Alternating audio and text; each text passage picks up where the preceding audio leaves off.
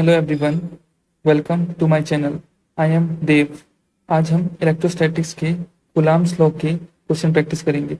जैसा कि पिछली वीडियो में हमने इलेक्ट्रिक चार्ज के ऊपर क्वेश्चन प्रैक्टिस करे थे।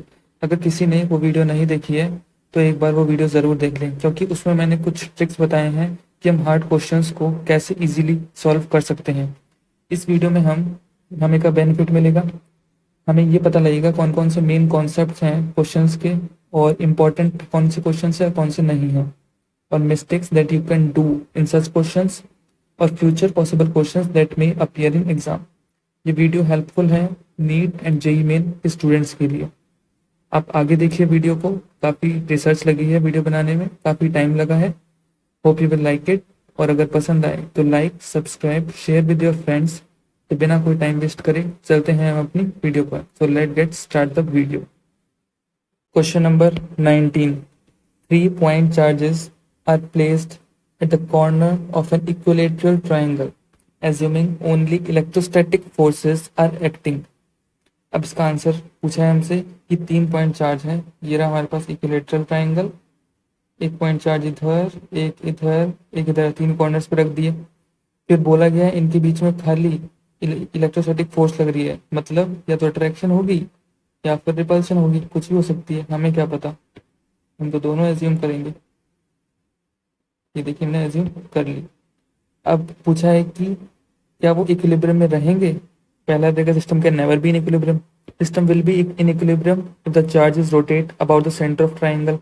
मतलब अगर ऐसे रोटेट करें तो इक्विलिब्रियम में रहेंगे। The system will be in equilibrium if the charges have different magnitudes, different sign. System will be in equilibrium if charges have same magnitude but different sign. वैसे मैं आपको बता दूं, three charged particles are in equilibrium under their electrostatic forces only when the particles are on the same line। जब particles कहाँ पर हो, same line पर। जैसे ये मीन्स पार्टिकल्स कहाँ हैं, सेम लाइन पर। और सेम लाइन में पार्टिकल्स होते हैं तो अपने वेक्टर में पढ़ा हुआ, इसे बोलते हैं कोलिनियर। तो या तो इधर मूव करे, इधर मूव करे, इक्विलिब्रियम में होगा। इधर मूव करे, इधर मूव करे, इक्विलिब्रियम में होगा। बट एक कंडीशन और है हमारे पास यहाँ पे कि all the charges cannot have the same magnitude and same sign। cannot have same magnitude, नहीं इनका सेम मैग्नीट्यूड होना चाहिए और सेम साइन भी नहीं होना चाहिए, तभी वो इक्विलिब्रियम में रह सकते हैं। तो इसका आंसर होगा हमारे पास यहाँ पे the system can never be in equilibrium. इस कंडीशन में तो नहीं होगा। First question number 20।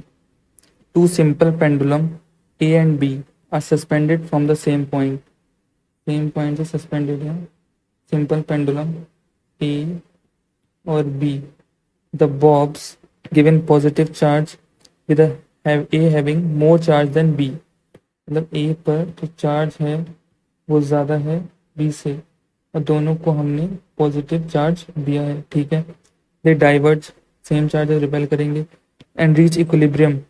Reach equilibrium with A and B making an angle θ1 and θ2 respectively। मतलब θ1 इधर और θ2 इधर, with the vertical से respectively।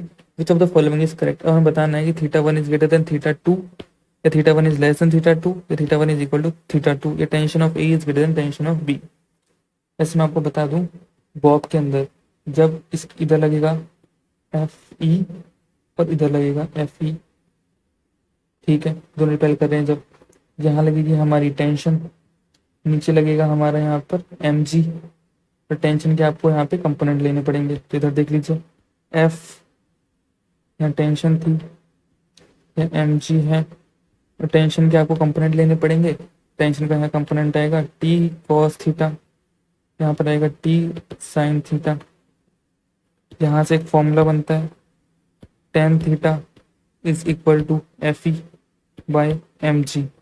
आप जब इसको सॉल्व करेंगे तो आपका यही फॉर्मूला बनेगा। वैसे तो इस फॉर्मूले की ज़रूरत नहीं थी, लेकिन मैं आपको सीधा भी बता सकता हूँ। कूलाम्ब फोर्सेस पढ़े होंगे आपने, Coulomb forces between unequal charges are equal. मतलब अनइक्वल चार्जेस है, यहाँ पे मास की तो बात ही नहीं करी, मास तो सेम ही है। तो अगर ये वाला बॉब इस वाले जैसे है, इस पे जितना फोर्स लगाएगा वो इस इक्वल होगा। जैसे वो आपने पढ़ा होगा F12 is equal to F21। But only different in magnitude, खाली वो साइन में डिफरेंट है, सेम इन मैग्नीट्यूड। बस वही वाली बात है यहाँ पे। Coulomb forces between unequal charges are equal. अगर आपको ये नहीं पता तो आप ऐसे भी कर सकते हो, tan theta is equal to F E by M G. Force तो दोनों में सेम ही लग रहा था और आइडेंटिकल है तो मास सेम ही होगा, तो थीटा भी सेम होगा। तो इसका आंसर हमारे पास क्या होगा, C. Theta 1 is equal to theta 2। ऐसा आपको पता है, F on 1 due to 2 is equal to F on 2 due to 1। Magnitude में सेम है बट साइन अपोजिट था। बस वही वाली बात है यहाँ पे। अब मैं लिख भी देता हूँ, सी ये हमारे पास Coulomb force between unequal charges are equal, see. Question number 21। Two identical conducting spheres having unequal positive charges q1 and q2 separated by distance r, मतलब q1 और q2, q1 ये रहा, q2 ये रहा, separated by distance r, if they made to touch each other and then separated again to the same distance। मतलब आपने इसको इससे टच कराया, इस पे चार्ज q1 था, इस पे q2 था, इसके बाद में उस पर जो चार्ज बचेगा वो बचेगा q1 plus q2 divided by 2। उसको सेम डिस्टेंस पे सेपरेट करके रख दिया। दूसरा था, उसके ऊपर चार्ज बचा q1 plus q2 divided by 2। तो आपको पता होगा टच कराने के बाद दोनों का ऐड करके और उसका हाफ कर देते हैं, इतना उस पर चार्ज हो जाता है। तो इस पर भी q1 plus q2 divide by 2 और उस पर भी q1 plus q2 divide by 2। The electrostatic force between the sphere in this case will be. इस केस में एफ डैश जो इलेक्ट्रोस्टैटिक फोर्स लगेगा वो कितना लगेगा, और शुरू में लग रहा था F is equal to K q1 q2 divided by R का स्क्वायर। अब लगेगा F dash is equal to K q1 plus q2 divided by 2 bracket close, q1 plus q2 divided by 2 bracket close divided by R का square. F dash is equal to K q1 plus q2 whole का square divided by 4 R square. अब आप देख लीजिए, assume करिए ये q1 की value थी 3 और q2 की वैल्यू है 5, तो पहला वाला तो डायरेक्टली प्रोपोर्शनल है। तो देख लीजिए अगर q1 इंटू q2 का प्रोडक्ट भी करेंगे तो 15 आएगा, और यहाँ पे दूसरा वाला जो एफ डैश है वो डायरेक्टली प्रोपोर्शनल है q1 प्लस q2 के होल स्क्वायर के। तो 5 प्लस 3 5 6 7 8 8 और 8 हो गया जब, तो बाद में देखिए 8 8 जा 8 का स्क्वायर 64। तो एफ की बात करी जाए वो तो डायरेक्टली प्रोपोर्शनल था q1 q2 के प्रोडक्ट के, और एफ डैश डायरेक्टली प्रोपोर्शनल है q1 प्लस q2 के होल स्क्वायर के। तो F dash is greater than F, तो इसका आंसर होगा मोर देन बिफोर, पहले से ज्यादा हो जाएगा। Question number 22। 2 point charges placed at a distance r in air experiences a certain force. The distance at which they will experience the same force in a medium of dielectric constant k is। हमें r dash निकालना है, ठीक है। तो F air is equal to K q1 q2 upon R square 1 upon 4 pi epsilon naught q1 q2 upon R square. F medium is equal to 1 upon 4 pi epsilon medium q1 q2 upon R dash का square. Force हमें बोला गया है यहाँ पे same है, देखिए same force, तो डिस्टेंस पूछा है हमसे। ओके, फोर्स को बराबर कर दीजिए। फोर्स को बराबर करेंगे तो हमारे पास 4 पाई कैंसिल हो जाएगा हमारे पास यहाँ पे, और q1 कैंसिल हो जाएगा। तो 1 अपॉन में एप्सिलॉन मीडियम आर डैश का square is equal to 1 upon में एप्सिलॉन नॉट आर का स्क्वायर। समझ में आ गया। अब आपको बताते हैं डाइलेक्ट्रिक कांस्टेंट होता है k या फिर epsilon R is equal to epsilon medium upon में epsilon naught. Epsilon medium is equal to k into epsilon naught. तो अब देख लीजिए यहाँ से हमने रखा था 1 अपॉन में एप्सिलॉन मीडियम आर डैश का square is equal to 1 upon में एप्सिलॉन नॉट आर का स्क्वायर। 1 अपॉन में k into epsilon naught R dash का square is equal to 1 upon में एप्सिलॉन नॉट आर का स्क्वायर। एप्सिलॉन नॉट कैंसिल हो गए। अब यहाँ से हमारे पास आर डैश का square is equal to R dash का square is equal to R by under root के। Answer C. Question number 23। Two copper balls each weighing 10 gram. दो कॉपर बॉल हैं ए बी, दोनों का वेट कितना दे रखा है 10 gram. Are kept air 10 centimetre apart, दोनों को 10 सेंटीमीटर पर रखा हुआ है।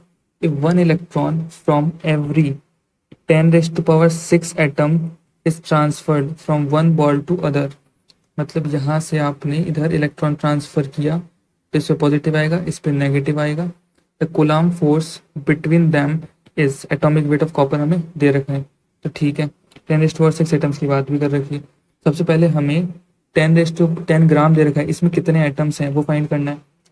तो नंबर ऑफ एटम फॉर्मूला होता है मोल इंटू एवोगैड्रो नंबर। तो मास दे रखा है 10 gram, molar mass 63.5 gram into 6.02 into 10⁻23। तो यहाँ से अगर आप सॉल्व करेंगे तो आपकी वैल्यू आएगी 9.48 इंटू 10⁻22। ये तो आपका आ गया 10 ग्राम में कितने एटम हैं। अब ये बोल रहा है 10⁻⁶ atom, if one electron from 10⁻⁶ atom is transferred from one ball to other. एक बॉल से दूसरी बॉल में एक इलेक्ट्रॉन ट्रांसफर हो रहा है 10⁻⁶ एटम्स में से। तो 10⁻⁶ एटम में से अगर एक इलेक्ट्रॉन ट्रांसफर हो रहा है तो फिर हमारे पास एटम कितने हैं 9.48 इंटू 10⁻22। इसमें से कितने इलेक्ट्रॉन ट्रांसफर होंगे तो वो होंगे 9.48 इंटू 10⁻22 डिवाइडेड बाई 10⁻6 इंटू 1 बराबर 9.48 इंटू 10⁻16। ये आ गया हमारे पास यहाँ पे transfer of electron between balls. Transfer of electron between balls. अब हम क्या करेंगे, magnitude of charge gained by each ball ये निकालेंगे। तो Q is equal to N into E, जो आपने पढ़ा ही होगा। N की वैल्यू अभी हमने निकाल ली थी 9.48 इंटू 10⁻16, ई की वैल्यू 1.6 इंटू 10⁻⁻19। इसका आंसर आएगा हमारे पास 0.015 कूलम्ब। तो आप देख लीजिए ये रहा एक इलेक्ट्रॉन यहाँ से यहाँ ट्रांसफर हो गया, यहाँ पॉजिटिव आया या नेगेटिव आया तो प्लस 0.015 कूलम्ब, नेगेटिव 0.015 कूलम्ब। तो हमसे क्या पूछा है यहाँ पे कूलम्ब फोर्स पूछा है।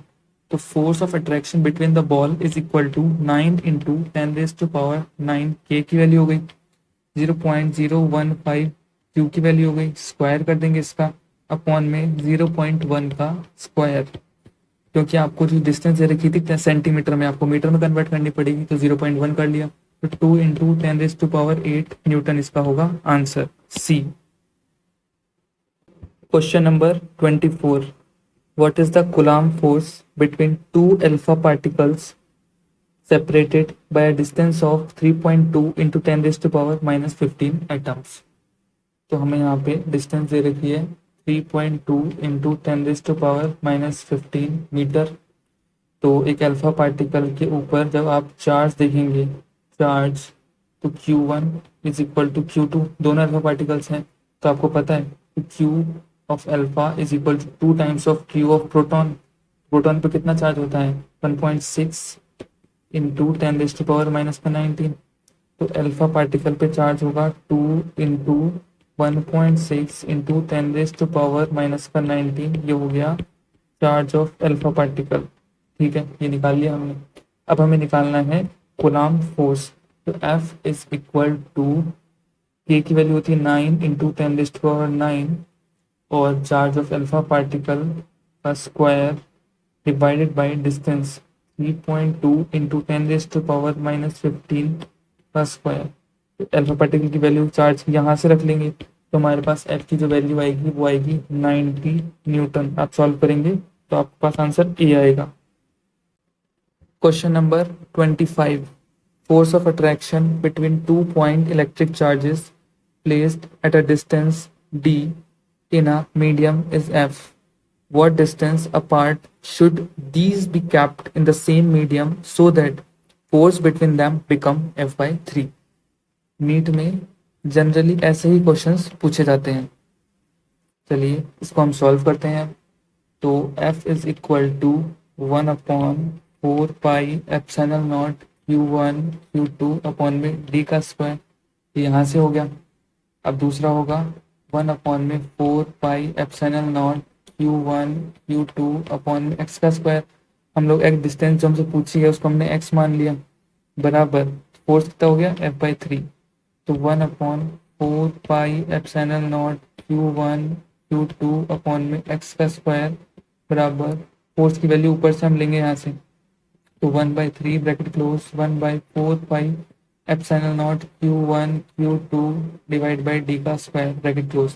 अब देखिए यहाँ से क्या क्या कैंसिल हो रहे हैं, 4 pi epsilon naught cancel, 4 pi epsilon naught cancel, Q1 Q2 cancel, Q1 Q2 cancel, x is equal to √3d इसका होगा आंसर।